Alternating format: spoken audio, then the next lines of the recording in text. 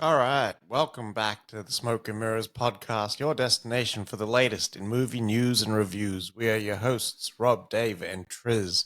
This week we talk Scarygirl, the new interpretation of Nathan Juravish's beloved property, and get into the hard knock life of Rock Hudson.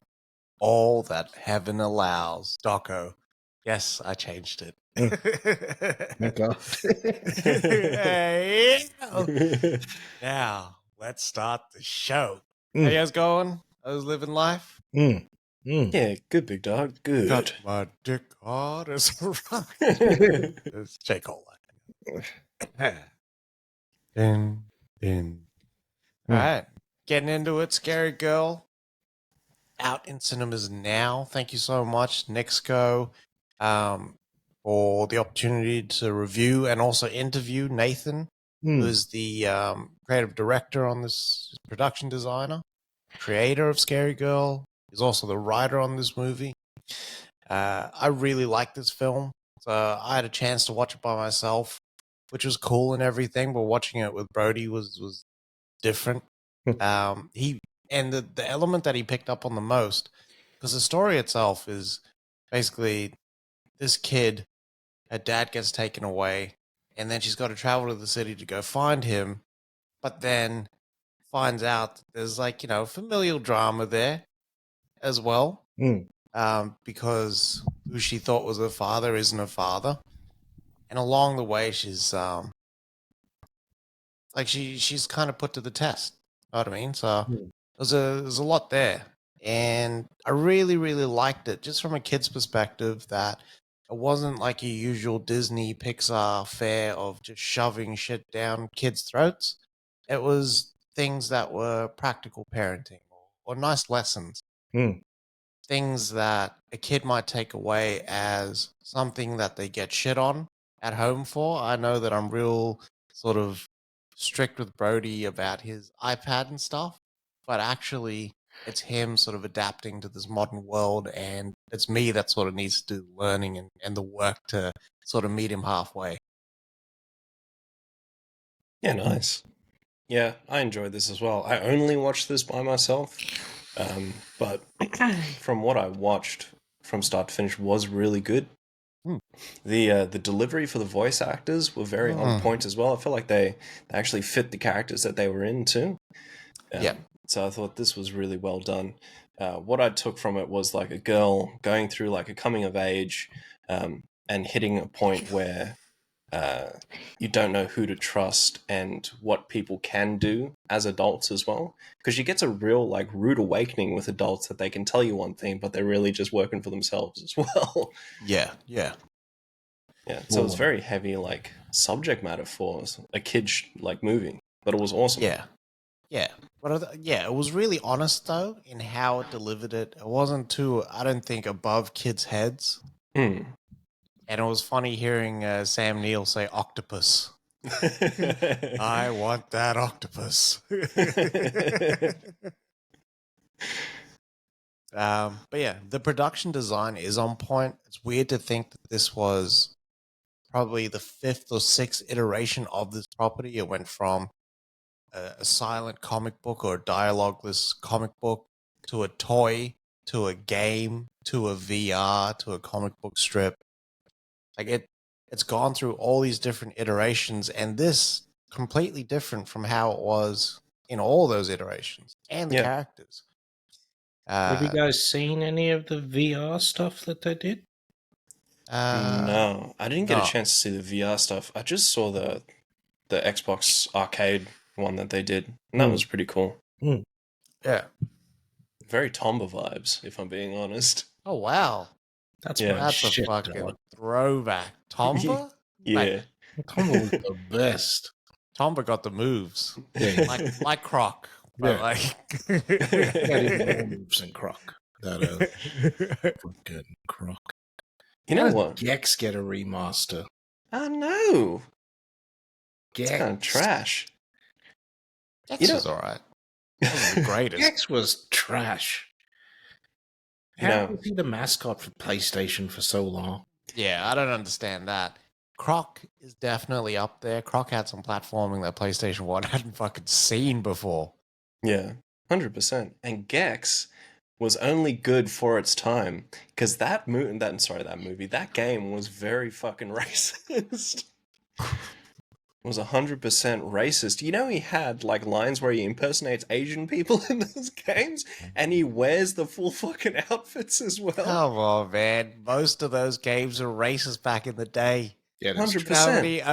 How many black O's had the red lips and straw skirts? They was all racist, and we loved 100%. them. Yeah, we loved them. They play so unbelievable, though. Goddamn. yeah. I was going to say Tomba is a game about just a little boy who's just discovering shit. It reminds me of Logan when I think about it as well, because Tomba's out there just running wild, and he's tackling shit, he's throwing shit, he's just learning shit as well. This sounds like a normal day with Logan. Just dye his hair pink and put on green pants and make him run around shirtless. It's Tomba. Just quickly, today he nearly spear tackled a girl for a chicken twisties. I'd never ever seen her before. Jules got him just the nick of time before he like just dived her off the rocking horse. Far out. Let's just see it in slow-mo. Yeah, it nearly happened. But yeah, man, Scarygirl, like, it was the shit. It was actually really good. I put it up there with a lot of stop motion classics. It's very sort of heavily influenced, and he does a fuckload of world building. Yeah. I never thought that it, like, if it's an indie film, right, you don't expect much. Yeah. But the shit that they get off in this movie is crazy. It's sort of maritime. Indie film in terms of an animation, indie animation film. Some of those indie films is. Oh yeah. But this is like indie studio, so they're not getting that much money. Yeah. But the shit that they got off, just in terms of the world building and the characters and stuff, like, beautiful.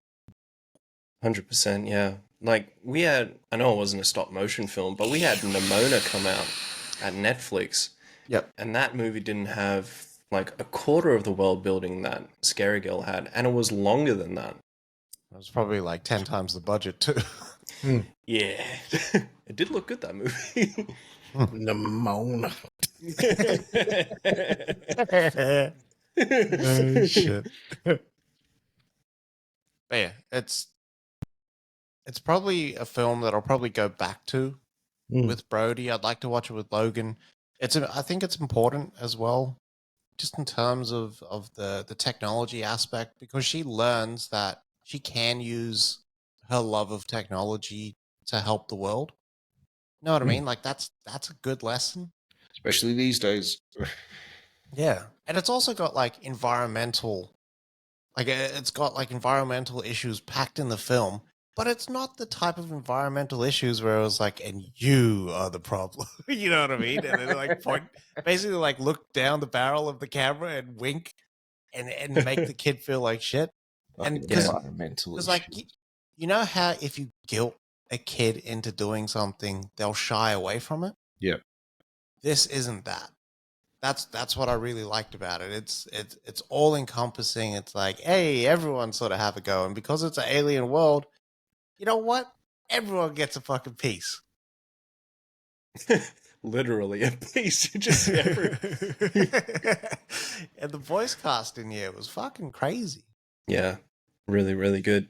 I did not know that Brad from Far From Home was Aussie. Oh, really? You know, he blipped. Sorry, Yeah. he didn't. His brother blipped, and now he's older than his brother. It's weird to Full think on that, Aussie. Yeah, because when I hear him in interviews, he's like, yeah. That's my cunts. Yeah, that threw me off as well. But nah, this movie altogether was like awesome. Yeah. It's worth checking out in the cinema. I kind of wish I did see it in the cinema. Unfortunately, we couldn't make any of the screenings. But yeah, it's It's worth checking out. It's worth taking the kids as well. Hell yeah. All right. Let us get into Rock Harders. I was just gonna say, there you go. I was just about to say Dwayne the Rock Hudson. Far Little Boogie Nights reference in there. out. I don't think would have been out of place in Rock Hudson's life. No, not at all. It sounds like some of the stories that they were telling there was, yeah. So anyway, we got the screener for Rock Hudson, All That Heaven Allows. Thank you to, who did we get it from? It's from Nixco and Universal. From Nixco and Universal. Thank you. This sort of tells a story, or it's a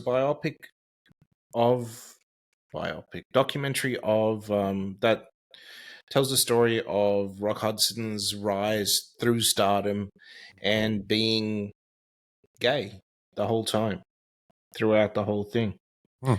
I didn't, honestly, Rock Hudson is before our time, so I didn't really watch Dynasty and all that sort of stuff, but Me neither. like, just like the he was such a big star. He's a massive star, this man. He really was. They tote him as the Tom Cruise of his generation. Yeah. Yeah. Like, just massive star. Who not even until his death didn't admit that he was gay, which is wild. Wow. People were coming out left, right, and center in the 80s. Like, yeah. Yeah. I mean, imagine living with that duality your whole life. Like, you have to play the straight man. And he was, like, in Hollywood during that time, that butch sort of era that they were running through after World War II, and they wanted more sort of stoic Gary Cooper types. Yeah. And what happened to Gary Cooper? Fucking he died. No, like those type of people. But here's this guy, he like self-described hick, coming out, and he's like, I'm openly gay in my personal life. I'm not hiding it at all. But in my professional life, I'm playing the straight role. He's tall. But he hit it the whole time. And when he hit a certain amount of money, this guy was out and out having pool parties that were described as beefcake parties. Yeah. Jesus. Yeah, because he'd just like put the group message out there. I don't know how they did it back in the day. Maybe they're using like Telegram or some shit. Rotary phones. Called 9,000 people. Yeah, basically. And he would just have these guys over, clothing optional. Yeah. And he would just like stroll through and sort of be the man. Self-described hick, built like a fucking brick shithouse. This guy was tall. Chin like Superman. Yes. I was going to say. Like, he would have been calling George Reeves up and saying, eat your motherfucking vegetables, because I'll take that fucking role. He should have taken that role. I don't know what the hell they were thinking about George Reeves. George Reeves? Did you see George Reeves when he was playing Superman? I did. I did see George Reeves. Did not have the athleticism to pull that role off. It looked like Blofeld was playing fucking Superman. Wow. What's going on there? Fucking George Reeves. Fucker. So he's living this dual life, and like the media just keeps dogging this man, writing articles, trying to call him out, prove that you're straight, prove that you're gay. We just want to know. This man was born in the right era for his career and the wrong era for his lifestyle. Yeah, 100%. And like now, if this news came out now, if a star like this came out now, he would be celebrated and sort of like, really applauded by the media. Keep doing what he's doing. Give it a couple of years. I think we'll see it soon. What? See what? We'll see if what you're saying is true. Because I want to see what happens when what's his face comes out and says that he's gay. Jackman? Yeah. He's split from the missus now. You know, I wouldn't blink a fucking eyelid. Neither would I. I don't give a shit. Your Like, sexual I'm not- orientation has got nothing to do with me. I fucking love Matt Bomer. In Nice Guys, he kills that shit. He's the villain. He's like that hitman guy. He is too. And he's a fucking badass. You know what I mean? Like, none of that shit matters to me. I'm not going to be like, oh, Pulverine, some shit like that. Yeah, but you know Gives a people are fuck. going to say that shit.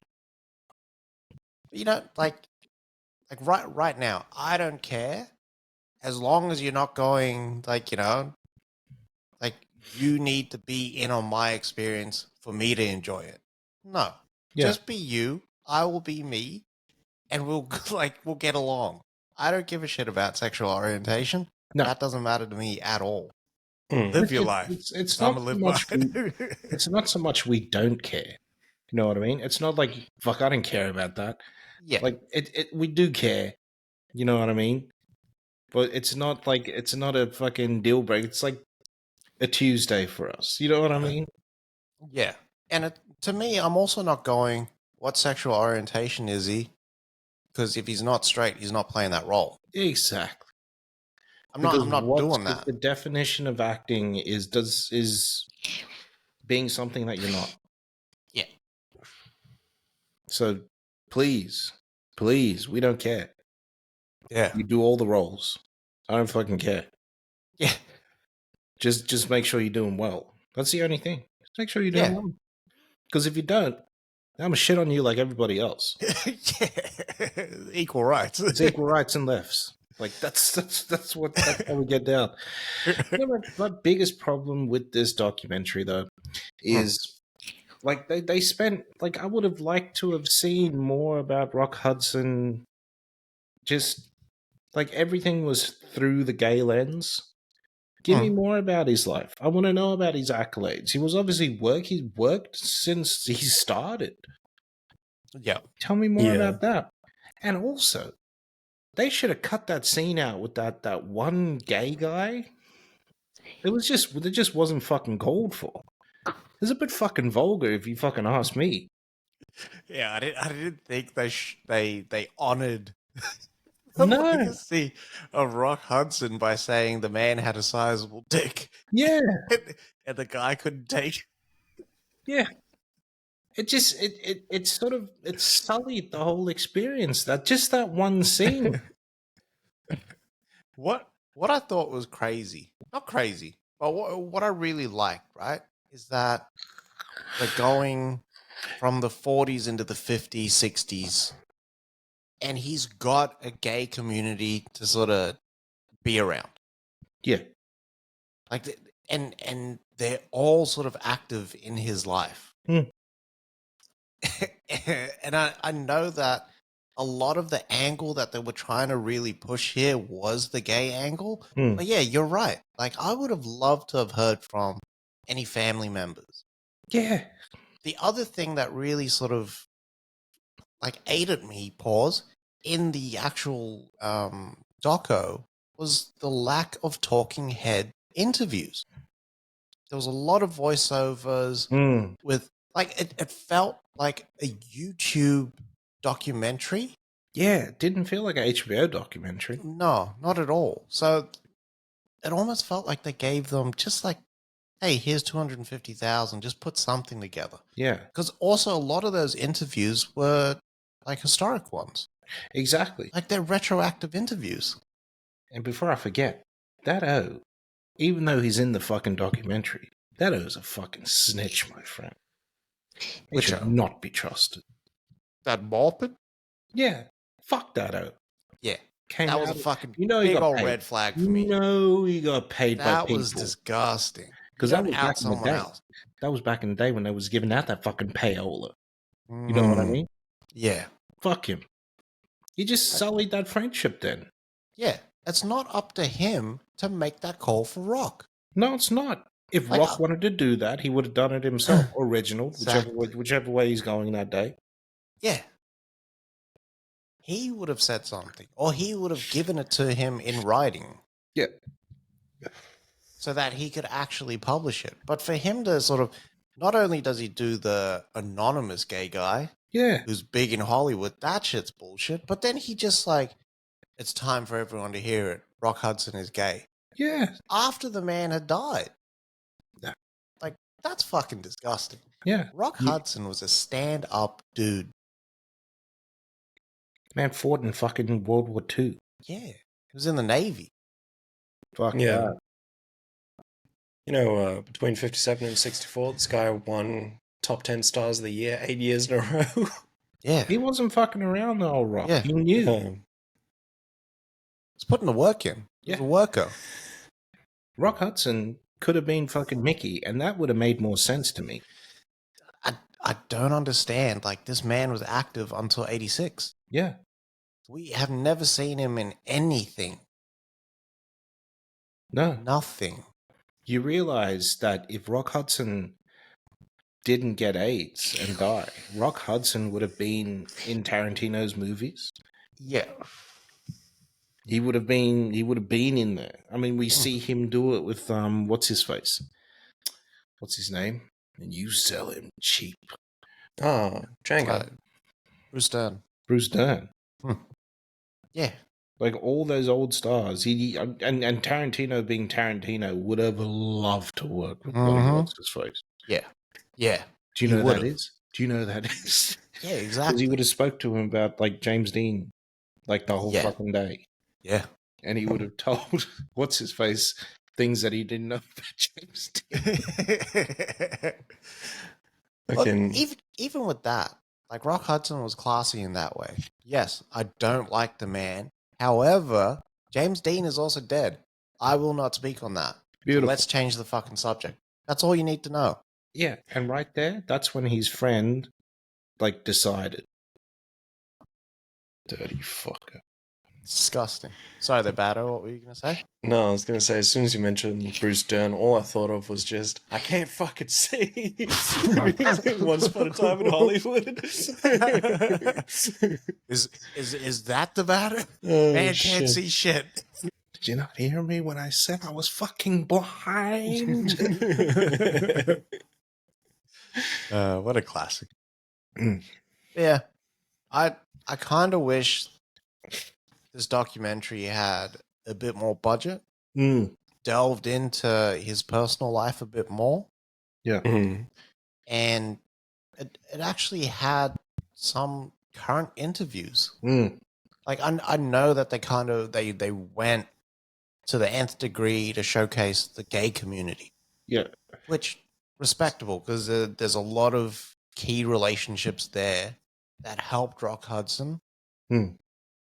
And it would have been good to kind of go back and what did it like? Do you have any footage of his family? Because they only showed stills. Yeah. Like, do you have any of those FBI guys that were investigating? Recommend that everybody watches it.